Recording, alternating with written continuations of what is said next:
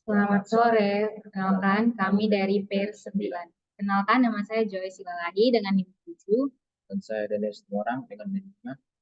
Di sini kami akan mempresentasikan hasil jurusan kami T06, di mana di sini memiliki kasus butek baru saya bertemu dengan salah seorang dosen pemrograman yang meminta membuka satu program. Nah,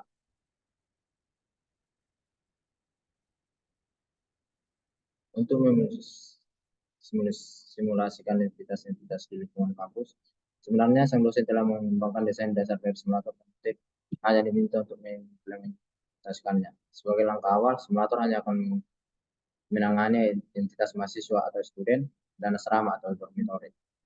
Nah, berikut ini adalah rincian entitas. Pertama, seorang student memiliki ID, name, year, studi program, dan gender. Yang kedua, dormitory memiliki nama asrama atau dormitory name, dua capacity, tiga status, dan empat IP, dan lima residence atau jumlah penduduknya. Nah, untuk yang ketiga, terdapat dua status asrama, yaitu available apabila capacity lebih besar dari residence dan not available apabila capacity lebih kecil dari residence. Nah, empat, setiap mahasiswa ditempatkan ke asrama berdasarkan berbeda berdasarkan jenis kelamin masing-masing mahasiswa. Simulator diharapkan memiliki fitur-fitur dasar sebagai berikut. Pertama, menampilkan informasi dari seorang student ke studio dan asrama dormitory yang akan ditempati masing-masing mahasiswa menggunakan desain students. Dan yang kedua, menampilkan informasi penghuni atau mahasiswa yang tinggal di setiap asrama atau dormitory. Dan yang ketiga, menampilkan informasi asrama dormitory dengan jumlah yang masih available dan not available untuk dihubungi mahasiswa. Memperhatikan kompleksitas persoalan, Butet kemudian meminta bantuan dari sang sahabat. So, dalam mendengar penjelasan Butet, kami berpikir dua kali ia pun bisa membantu. Untuk output formatnya adalah yang pertama, assign students akan menampilkan untuk students yaitu ID, nama mahasiswa, angkatan, program studi, dan jenis kelamin. Dan untuk dormitory atau nama asrama, capacity, status, dan tipenya. Masing-masing data tersebut ditulis dalam satu baris keluaran dengan hasil teks sebagai separator. Kedua, print student name. Ini adalah untuk menampilkan nama asrama, kapasitas asrama, status, dan tipe asrama. Keempat data tersebut ditulis dalam satu baris keluaran dengan simbol pagar sebagai separator. Berikut ini adalah contoh keluarannya nantinya. Kita akan masuk ke programnya. Saya. Nah, jadi pada tugas kali ini, code yang kami buat ini belum berhasil dijalankan. Namun kami akan menjelaskan maksud dan tujuan kami, kenapa kami membuat code-code ini per baris. Jadi dapat kita lihat yang pertama ini ada include student dormitory.h. Nah, jadi pada baris ini untuk gunanya untuk menginstruksikan si compiler untuk nanti menyertakan isi file header yang namanya itu student dormitory.h. Nah, jadi nanti file ini nanti isinya itu ada yang namanya struktur dari student, terus ada si dorm itu. Nah, lalu ini digunakan untuk di seluruh code yang kita buat ini. Lalu, struktur ini nantinya akan menyimpan informasi tentang asrama dan mahasiswa-mahasiswanya. Nah, lanjut ada yang kedua yaitu pada line kelima include studio.h. Nah, pada studio.h ini seperti kita tahu file header ini gunanya untuk input atau output standar seperti kayak printf dan scanf yang sering kita gunakan. Lalu pada line ke-6 ada include stdlib.h. Nah, jadi pada file header yang kali ini itu untuk menyediakan fungsi utamanya. Nah, termasuk fungsi alokasi memori yang kayak malloc yang digunakan untuk si student dormitory.h. Nah, lalu ada string.h. Nah, kalau file header ini kan sering kita gunakan. Ini berisi fungsi untuk memanipulasi string, lalu ada kayak strcpy, terus ini nanti digunakan dalam create student dan create dormitory untuk menyalin string ke dalam array karakter dalam struktur tersebut yang nanti kita buat. Nah, lanjut kita lihat di sini ada fungsi create student. Nah, yang dapat kita lihat dalam line 9 ini, maksudnya kami buat ini itu tujuannya itu untuk fungsi ini nantinya akan menyimpan informasi-informasi mahasiswa dan mengembalikannya. Lalu di sini dapat kita lihat ada parameter-parameternya kan. Nah, di sini kita baca satu persatu, ada char, terus ada pointer underscore ID, terus ada underscore name, year, studio program, terus ada enum, gender, uh, ya underscore gender. Nah, akan saya jelaskan satu persatu. Nah, maksud dari char pointer underscore ID ini, nanti pointer ini ke array karakter yang berisi si ID mahasiswa. Lalu kalau misalnya char pointer underscore name, nanti pointernya ini ke array karakter yang berisi nama mahasiswa. Begitu juga dengan si year, nantinya ini akan ke pointer ke array karakter yang berisi tahun mahasiswa. Nah, misalnya kayak 1, 2, 3 seperti yang tadi kita dapat lihat di contoh yang readme tadi sudah dibacakan oleh teman saya. Lalu, nah, eh, di sini sih kami setelah membaca ulang, sepertinya lebih cocok ini menggunakan, lebih tepatnya itu menggunakan tipe data integer untuk si apa ini yang year ini tadi. Lalu di sini dapat kita lihat ada char pointer underscore study underscore program. Nah, karena kan eh, di sini sama penjelasannya, jadi pointer ini nantinya ke array karakter yang berisi program studi mahasiswanya itu. Lalu kenapa di sini enum? Dikarenakan nilai enumerasi yang memiliki jenis kelamin mahasiswa. Nah, definisi pastinya dari enum gender ini kemungkinan akan ditemukan nantinya apa? Di student dormitory.h. Lalu di sinilah kita mendeklarasi si variabel-variabelnya. Akan saya jelaskan satu persatu.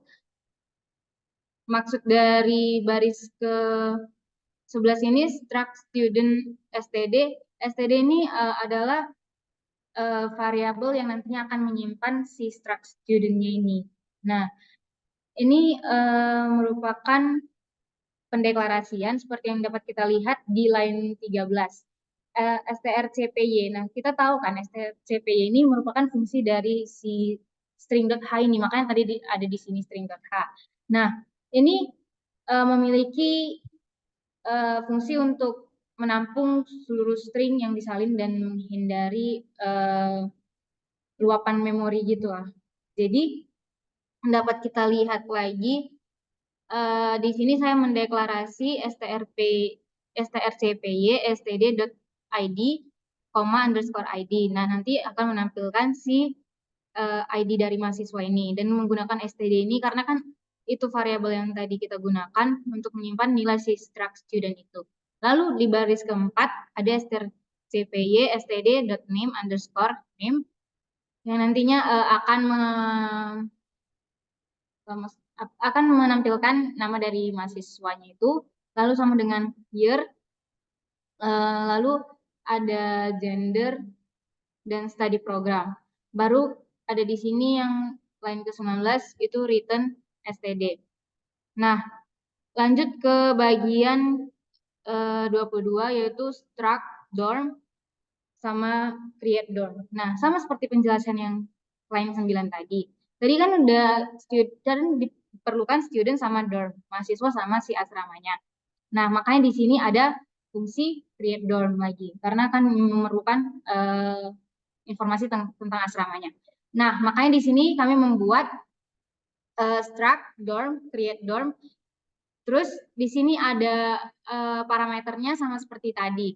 Nah, tujuannya ini untuk menyimpan fungsi dari si asrama lalu nanti dikembalikan. Nah, ada parameternya ini yaitu char pointer underscore dormitory underscore name, terus ada unsigned short underscore capacity, lalu ada enum status, terus ada enum type, dan integer num resident. Nah, satu-satu akan saya jelaskan. Maksudnya yang pertama itu char pointer underscore dormitory underscore name. Ini pointer ke array karakter yang berisi nama asrama. Makanya name. Lalu ada unsigned short underscore capacity. Nah, maksudnya itu untuk bilangan integer unsigned short. Jadi nilai 16 bit tanpa tanda gitu, yang mewakili jumlah maksimum penghuni yang dapat ditampung di asrama. Seperti itu maksudnya. Terus ada enum status underscore T underscore status. Ini maksudnya nilai enumerasi yang nanti mewakili status ketersediaan asrama tersebut. Terus ada enum type. Nah, ini maksudnya nilai enumerasi yang memiliki tipe asrama, misalnya kayak tadi yang ada di readme-nya itu. Terus nanti ini kemungkinan definisi pasti dari enum type-nya ini juga kemungkinan akan ditemukan di student dormitory.h. Terus ada yang terakhir itu parameter yang terakhir ada integer underscore num underscore resident. Ini nilai integer biasanya diinisialisasikan ke 0 yang mewakili jumlah penghuni saat ini di asrama itu berapa. Lalu ada pendeklarasian lagi di sini. Nah, mendeklarasi variabel dorm t dengan nama di sini kami membuatnya dorm underscore. Lalu kami menggunakan strcpy untuk sama seperti tadi menyalain isi dari array karakter yang disediakan di dormitory underscore name ke dalam file dormitory underscore name dalam struktur dorm. Lalu pada line ke-27. Nah, di sini kami mendeklarasi nilai capacity, terus ada status, terus type ke dalam file yang sesuai dari dorm ini yang diminta. Kan ada capacity, status, sama type. Nah, makanya kami buat itu.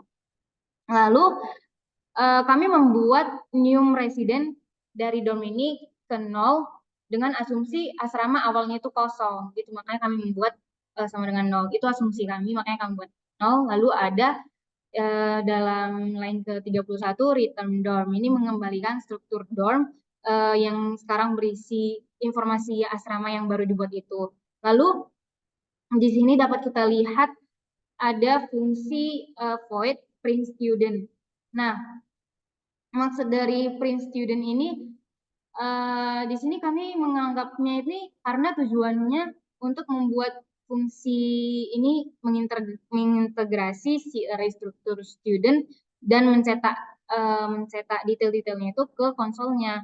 Nah, makanya di sini juga ada parameter-parameternya. Ada parameter struct student underscore t dengan pointer underscore students dan integer size. Nah, maksudnya itu struct student underscore t pointer underscore students ini maksudnya pointer ke elemen pertama dari array struktur student. Lalu ada integer size. Integer size ini maksudnya bilangan integer yang mewakili si apa tadi, integer size yang mewakili jumlah-jumlah mahasiswa dalam array itu, dalam bentuk array. Nah, di sini ada looping and for. Nah, di sini kami membuat ini dikarenakan kami memikirkan, kan kalau misalnya looping itu kan dimulai dari 0. Nah, jika i sama dengan 0, terus i-nya itu lebih kecil daripada size-nya nanti, terus i++, maka nanti akan keluar hasilnya atau printf-nya. Di sini kami buat ID, nama, year, sama study program, terus ya itu aja. Makanya kami membuatnya seperti ini. Kenapa persen S? Dikarenakan tadi kan kita mendeklar ID-nya ini dengan char, makanya membuatnya persen S. Sama dengan name, terus year, sama study program. Nah, terus ada dapat kita lihat di line 42, sebenarnya penjelasannya sama. Kenapa di sini ada fungsi print dorm ini sama seperti penjelasan yang pada line ke-34. Terus akan dilanjutkan oleh teman saya.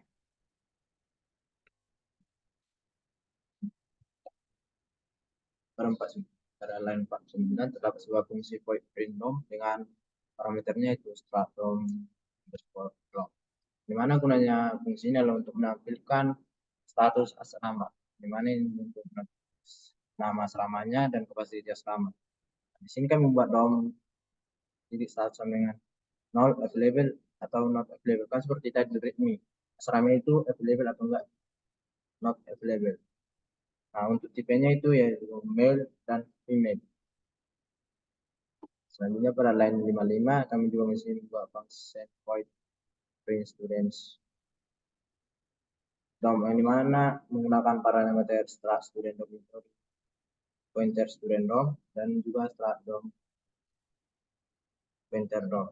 Nah, di sini kami juga menambahkan sebuah integer DOM size yang dimana ini digunakan untuk loopingan for yang akan kita buat pada function ini. Nah, di sini kami menggunakan loopingan for yang dimana integer i sama dengan 0, i kurang dari DOM size i plus plus.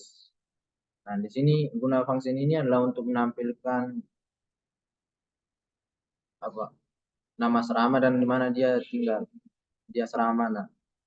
Dan di mana kami menggunakan si print f persen s pagar s persen s. Di mana guna dari persen s ini adalah dikarenakan student id ini adalah sebuah string. Dan di sini kami juga menggunakan persen d dikarenakan capacity kami sih membuatnya dengan integer. Setelah itu kami juga membuat pada line 66 sebuah function. Ya, yang dimana ini untuk memeriksa dia berada membuat function void assign students, di mana memiliki parameter start student dormitory, student dorm, struct dorm dengan pointer dorm, struct student dengan pointer student, dengan integer size dorm, dan integer size students. Nah, sini kami juga mendeklarasikan integer i sama dengan 0, dan dimana ini nilai awal dari ini nanti untuk digunakan pada dan juga integer j sama dengan 0 dan integer k sama dengan 0. Nah, kami sini menggunakan loopingan while yang mana i kurang dari size DOM. Kami sini menggunakan dua loopingan while. Yang dimana dalam while pertama i kurang dari size DOM dan pada while kedua j kurang dari size stage. Dimana gunanya ini nanti adalah mengecek dia tinggal di asrama mana. Dan untuk menentukan berapa jumlah penghuni asrama yang ada pada asrama itu. Pada line 84 kami membuat sebuah start DOM dengan menyimpan variabel start DOM, pointer DOM, dan integer size dan enum type gender. Yang mana ini gunanya untuk menentukan gender untuk menentukan tempat asramanya nanti. Dimana sini membuat struct DOM dengan inisialisasi untuk penyimpanan nilainya temporary, dan sini kami menggunakan loopingan for, dimana integer i sama dengan 0, dan mana i kurang dari size i plus plus. Nah, sini kami juga menggunakan perbandingan if, yang dimana DOM gender sama dengan gender maka return DOM, yang dimana untuk mengembalikan nilai dari gendernya nanti. Setelah itu kami membuat juga sini start DOM, empty DOM. Setelah itu kami membuat return time, yang mana untuk mengembalikan nilai dari string yang kami buat ini. Kita akan coba menjalankan.